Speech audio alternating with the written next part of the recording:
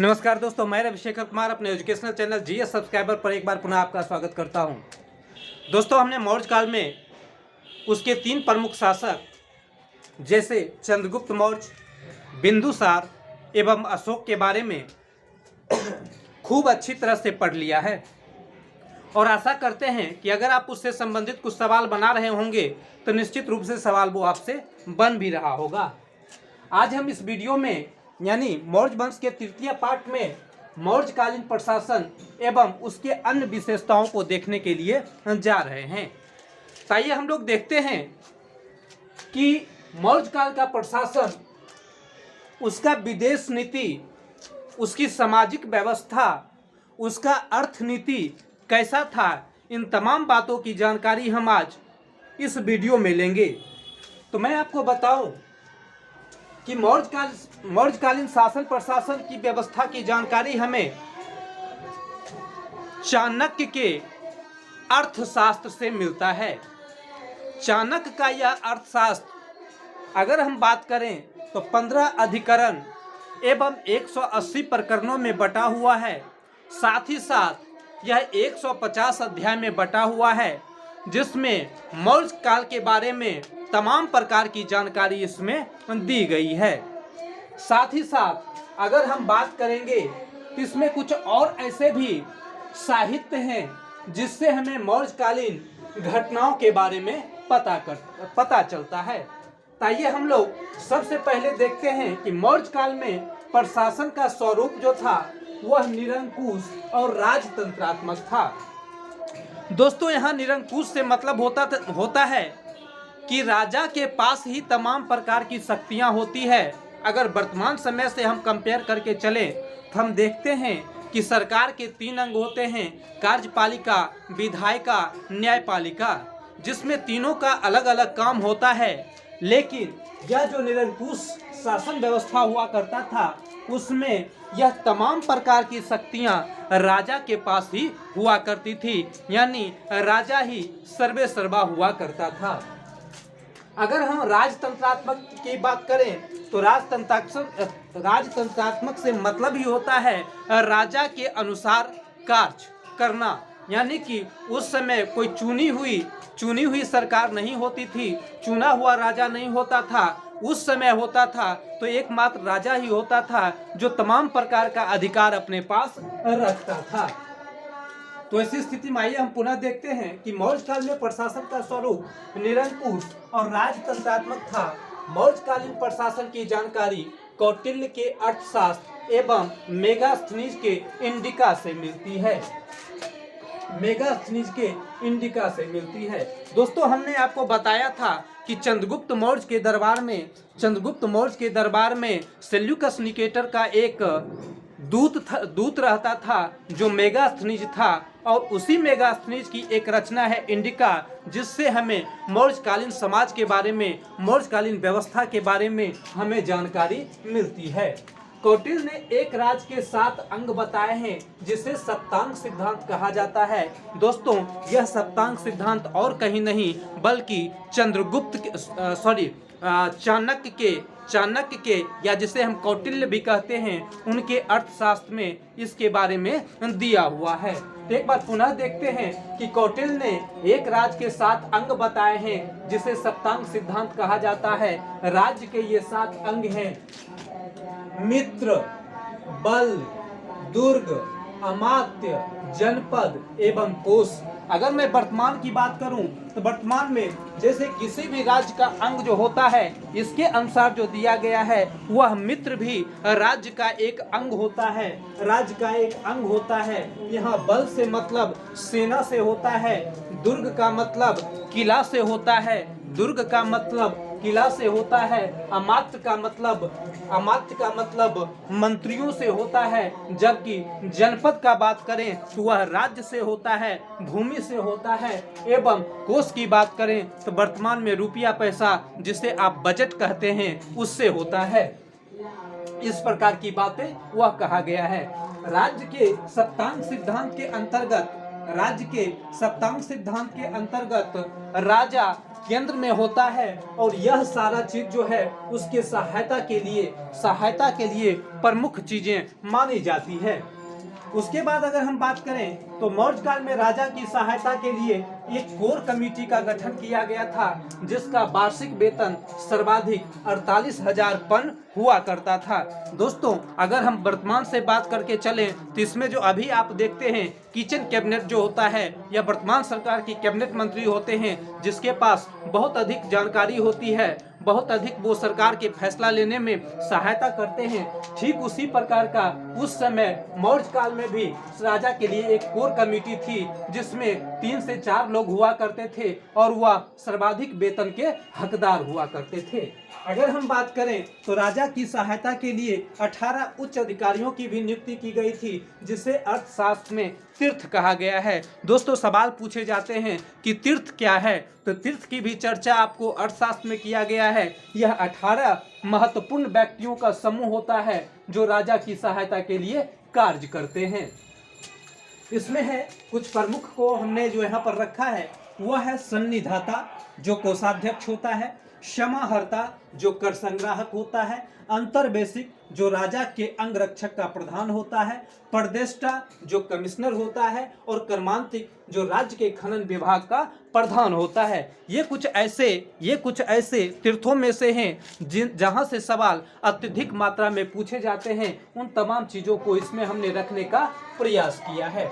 उसके बाद अगर हम देखें तो राजा की सहायता के लिए कई विभागों की स्थापना की गई थी, जैसे सीता अध्यक्ष यह केंद्रीय भूमि का अधिकारी हुआ करता था। सीता अध्यक्ष से मतलब होता है, जैसे कि अभी हम सरकारी भूमि की बात करें तो उस समय का सरकारी भूमि सीता भूमि कहलाता था, केंद्रीय भूमि सीता कहलाता था, जिसका अध्यक्ष सीता अध्यक्ष होता था। यह एक सरकारी भूमि था। अगर हम वित्ता अध्यक्ष की बात करें तो यह चारागाह का अध्यक्ष था। लक्षणाध्यक्ष का बात करें तो यह मुद्रा एवं टकसाल का अधिकारी था। अक्ष पटलाध्यक्ष की बात करें तो यह आय व्यय अधिकारी से संबंधित था। पौतवा अध्यक्ष यह माप तोल विभाग का अध्यक्ष था। पन्या अध्यक्ष यह क्रय विक्रय अध्यक्ष था। नवा अध्यक्ष नाव से संबंधित था। सूत्राध्यक्ष कताई बुनाई से संबंधित था, जबकि सोना अध्यक्ष कसाई खाना से संबंधित था। इसमें से कुछ ऐसे भी अधिकारी हैं जिन्हें आप आसानी से याद रख सकते हैं। उसके बारे में थोड़ा सा मैं आपको जानकारी दे दूं, जैसे सीता अध्यक्ष। दोस्तों, ध्यान रखेंगे, सीता का मतलब भूमि होता है। इस सीता का मतलब भूमि होता है। तो मैंने आपको बताया कि केंद्रीय भूमि को सीता कहा जाता था या सरकारी भूमि को सीता कहा जाता था। तो केंद्रीय भूमि का अधिकारी जो होता है वह सीताध्यक्ष होता है। तो निश्चित रूप से आप सीताध्यक्ष के बारे में जान गए होंगे। आपको कहीं भी दिक्कत नहीं होगा कि सीताध्यक्ष का मतलब क्या होता है या सीताध्यक्ष से क्या मतलब होता है। तो मैं आपको बता दूं कि सीताध्यक्ष का मतलब होता है केंद्रीय भूमि या सरकारी भूमि का अध्यक्ष, जिसके पास इन तमाम प्रकार की जानकारी होती है। उसके बाद अगर हम थोड़ा सा ध्यान लेकर के चले तो यहाँ पर हम देखते हैं कि एक और लेकर के चलिए, नवाध्यक्ष नाव से संबंधित अधिकारी। अगर आप नवा को ध्यान में रखते हैं और नाव को ध्यान में रखते हैं तो यह सवाल आपका हल हो जाएगा। नवाध्यक्ष किससे संबंधित है, तो नाव से संबंधित है। नवाध्यक्ष नाव से संबंधित तमाम चीजों का अध्यक्ष होता है। उसके बाद अगर आप देखें सूत्राध्यक्ष, सूत्रा मीन्स सूत, धागा, ठीक है। तो किसका कटाई बुनाई करते हैं, सूत या धागा का कटाई बुनाई करते हैं। तो सूत्राध्यक्ष यानी कताई बुनाई का अध्यक्ष जो होता है वह सूत्राध्यक्ष होता है। इसे भी आपको समझने में थोड़ा सा भी आपको दिक्कत नहीं होगा। अगर उसके बाद सुनाध्यक्ष करें यानी कि कसाई के बारे में आप थोड़ा सा ध्यान रखिए। सुन्नत करना आप लोग सुने होंगे, सुन्नत करने का मतलब भी आप समझ रहे होंगे। तो वहां से आप समझिए कि सुन्नत करने का काम यहाँ कसाई कर रहा है। यहाँ कौन कर रहा है, तो कसाई कर रहा है। यानी सुनाध्यक्ष कसाई खाना का अध्यक्ष होता है। आप यहाँ पर कम से कम 1 2 3 4 ये 4 तो आपको निश्चित रूप से अभी तुरंत याद हो गए होंगे। आपको इसमें कोई दिक्कत नहीं हुआ होगा। उसके बाद अगर लक्षणाध्यक्ष की बात करें तो यह मुद्रा एवं टकसाल का अधिकारी होता है। अक्ष पटला अध्यक्ष आय व्यय का अधिकारी होता है। पौतबा अध्यक्ष माप तौल का अधिकारी होता है। इस ढंग से आप खुद भी बैठा करके याद कर सकते हैं। जरूरी नहीं है कि हमारे द्वारा बताए गए बात को ही आप याद रखें। अगर आप भी कुछ इस ढंग से बैठा सकते हैं तो निश्चित रूप से बैठा करके आप याद कीजिए। जैसे कि हम चाप के बारे में आपको बताएं, बाद बाकी जो आप करना चाहते हैं खुद भी बना करके याद रख सकते हैं। दोस्तों, मौर्य काल की न्यायिक व्यवस्था के बारे में अगर हम जानें तो मौर्य काल की न्यायिक व्यवस्था में एक कंटक शोधन और एक धर्मस्थीय न्यायालय हुआ करता था। कंटक शोधन जो न्यायालय होता है, कंटक शोधन जो न्यायालय है वह फौजदारी मामलों के बारे में, वहाँ फौजदारी मामले के काम देखे जाते हैं। मौर्य काल का न्यायालय यह कंटक शोधन है। कंटक शोधन में फौजदारी कार्य को देखे जाते थे, जबकि धर्मस्थीय यह दीवानी न्यायालय होता है। एक बार पुनः ध्यान रखेंगे दोस्तों, मौर्य काल के न्यायालय कंटक शोधन है, यह फौजदारी न्यायालय है, जबकि धर्मस्थीय एक दीवानी न्यायालय है। उसके बाद अगर हम बात करें कि इसका मौर्य काल का जो है यह गुप्तचर व्यवस्था, तो उसमें एक महामात्य प्रसव होता था जो इसका मुख्य आदमी होता था या गुप्तचर विभाग का प्रधान होता था। इसमें गुप्तचर को किसमें, तो अर्थशास्त्र में जो चाणक्य का अर्थशास्त्र लिखा हुआ है उसमें गुप्तचर को गूढ़ पुरुष कहा गया है। दोस्तों ध्यान रखेंगे, सवाल पूछा जाता है कि निम्नलिखित में से गूढ़ पुरुष किसे कहा गया है, तो गुप्तचर को गूढ़ पुरुष कहा गया है। अर्थशास्त्र में गुप्तचर को गूढ़ पुरुष कहा गया है। और गुप्तचर दो प्रकार का उस समय हुआ करता था। गुप्तचर उस समय दो प्रकार का हुआ करता था। संस्था जो एक जगह स्थिर होकर के गुप्तचरी का कार्य करता था, संस्था जो एक जगह स्थिर होकर के गुप्तचरी का कार्य किया करता था, जबकि दूसरा संचार। नाम से ही दोस्तों यहाँ पर क्लियर हो रहा है कि संचार मतलब चलते फिरते, तो यह चलते फिरते गुप्तचरी का कार्य किया करता था। एक बार पुनः हम ध्यान देते हैं कि मौर्य काल में न्याय व्यवस्था के अंतर्गत दो प्रकार की स्थिति देखी गई। कंटक शोधन के रूप में यह एक आपका इससे संबंधित न्यायालय है।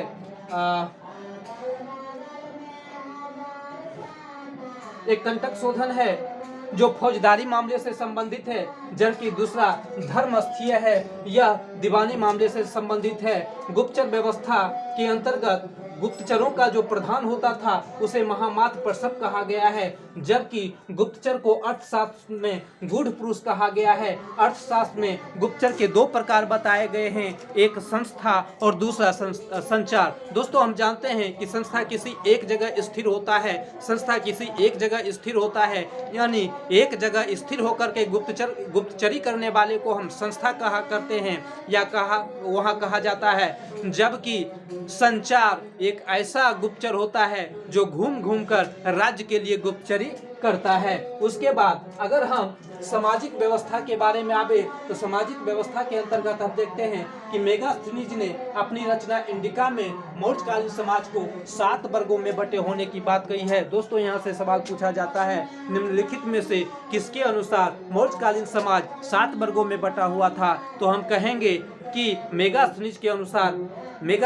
अनुसार ये जो आपका है मौर्यकालीन समाज 7 वर्गों में बटा हुआ था। उसके बाद है कि समाज में नियोग प्रथा का प्रचलन था। तो दोस्तों इससे पूर्व के क्लास में भी हमने आपको बताया है कि नियोग प्रथा से मतलब होता है वैसी स्त्री जिनका पति मर जाता है, उनका देहांत हो जाता है, तो वह अपने देवर के साथ शादी कर सकती है। इस प्रकार का व्यवस्था मौर्य काल में उपस्थित था। समाज में गणिका एवं रूप जीवा भी थी। दोस्तों गणिका का मतलब, मौर्यकालीन समाज में गणिका का मतलब वेश्या से है, यानी गणिका वेश्या को कहा जाता था, जबकि रूप जीवा भी वेश्या है। तो यह स्वतंत्र रूप से वेश्यावृत्ति करने वाली महिलाएं रूप जीवा कहलाती थी। एक बार पुनः ध्यान देंगे दोस्तों, समाज में नियोग प्रथा का प्रचलन था।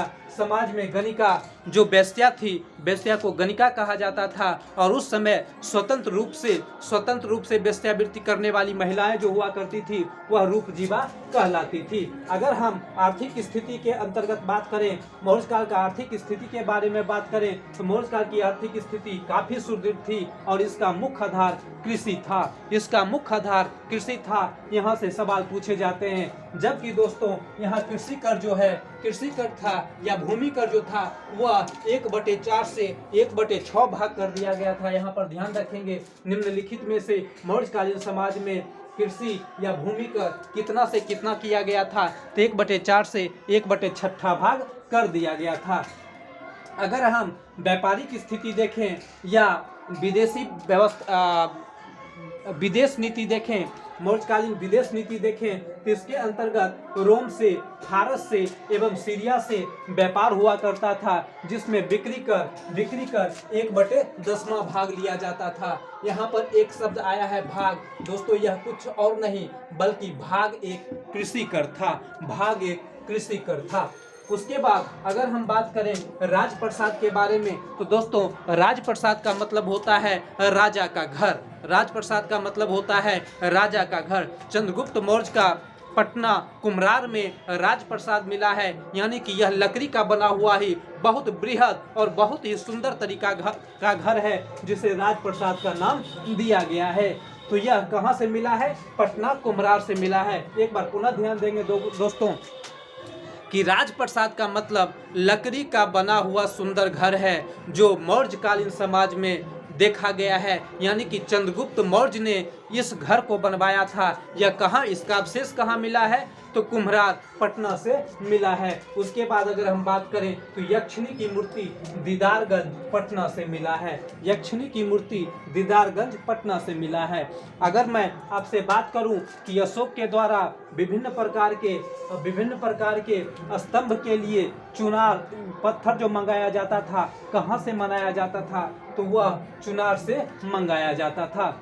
मौर्य काल में पूरा साम्राज्य 5 प्रांतों में बटा हुआ था, जिसे चक्र कहा जाता था। दोस्तों ध्यान रखेंगे, सवाल यहाँ से पूछे जाते हैं।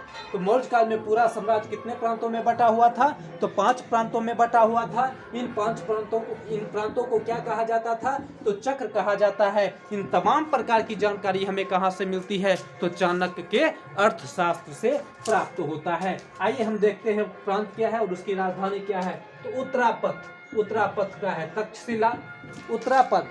तक्षशिला, दक्षिणापथ का सुवर्णगिरी, मध्य क्षेत्र पाटलिपुत्र, अवंतीपथ उज्जैन, कलिंग तोसली। इसमें कुछ ज्यादा याद करने की बात नहीं है दोस्तों, इसमें आप आराम से याद कर सकते हैं इसको। उत्तरापथ की राजधानी तक्षशिला, दक्षिणापथ सुवर्णगिरी। उत्तरापथ, तक्षशिला, दक्षिणापथ सुवर्णगिरी। मध्य क्षेत्र पाटलिपुत्र। मध्य क्षेत्र, अगर आप राजधानी ये नक्शा देखेंगे भारत का तो आपको पता चल जाएगा। तो मध्य क्षेत्र पाटलिपुत्र, अवंतीपथ उज्जैन, कलिंग तोसली। चाणक्य जो चंद्रगुप्त मौर्य का महामंत्री था, वह एक महान कूटनीतिक, अर्थनीति के जानकार एवं महान राजनीतिक थे। दोस्तों उनकी एक रचना है अर्थशास्त्र, जो 15 अधिकरणों, 180 प्रकरण एवं 150 अध्याय में बटा हुआ है। यह चंद्रगुप्त मौर्य का महामंत्री थे। यहाँ से सवाल पूछे जाते हैं। अगर हम बात करें बृहदत्त की, तो बृहदत्त मौर्य वंश का अंतिम शासक था, जिसकी हत्या करके शुंग वंश को स्थापित किया गया था, जिसको ब्राह्मण वंश के नाम से भी जाना जाता है। इसकी जानकारी हम लोग आगे के वीडियो में लेंगे। दोस्तों हम आशा करते हैं कि आप इन तमाम बातों को समझ गए होंगे, आपको दिक्कत नहीं हो रहा होगा। यहाँ पर जैसे कि हमने सप्तांग सिद्धांत के बारे में बताया, तो सप्तांग सिद्धांत कहाँ से प्राप्त होता है? तो यह चाणक्य के अर्थशास्त्र से प्राप्त होता है। सप्तांग सिद्धांत का मतलब ही होता है इसमें 7 महत्वपूर्ण बिंदु होंगे। इन 7 महत्वपूर्ण बिंदुओं में राजा केंद्र में हुआ करता था, जबकि उसकी सहायता में या उससे संबंधित मित्र, बल, दुर्ग, अमात्य, जनपद एवं कोष था। दोस्तों एक बार पुनः मैं आपको बता देना चाहता हूँ कि मित्र का मतलब दोस्त आप आप समझ रहे हैं। बल का मतलब यहाँ सैनिक से है, दुर्ग का मतलब किला से है, अमात्य का मतलब मंत्री से है, जनपद का मतलब जमीन से है, कोष का मतलब रुपया पैसा से है, जो वर्तमान में हम बजट कहते हैं। इस प्रकार की बातें की गई है। उसके बाद हमने आपको बताया कि उस समय मौर्य काल के समय में एक कोर कमेटी का गठन किया गया था, जो वर्तमान में हम बात करें तो किचन कैबिनेट होता है या कैबिनेट मंत्री होता है, बिल्कुल उससे मिलता जुलता यह हुआ करता था। उसके बाद राजा की सहायता के लिए 18 उच्च अधिकारियों की नियुक्ति की गई थी, जिसे तीर्थ कहा जाता था। उसके बाद तमाम बातों को हमने आपके सामने रखा। आशा करता हूं कि आपको यह तमाम बातें समझ में आ गई होगी, आपको याद भी हो गया होगा। अगर आपको हमारा यह प्रयास अच्छा लगता है तो निश्चित रूप से आप हमारे चैनल GS सब्सक्राइबर को सब्सक्राइब करें, दोस्तों के साथ शेयर करें, कमेंट करें। दोस्तों, अगर किसी प्रकार की कमी आपको लग रहा हो तो निश्चित रूप से आप कमेंट करें, और आपको किन विषयों पर किस हिसाब से वीडियो चाहिए उस प्रकार की बातें आप कर सकते हैं। हालांकि मैं आपको बता दूं कि BPSC के अंतर्गत जितने भी सिलेबस हैं उन तमाम सिलेबस को हम पूरा करेंगे, भले ही थोड़ा समय लगे। समय लगने से कोई मतलब नहीं है, समय हम देते हुए उस काम को पूरा करेंगे। चलिए, थैंक यू।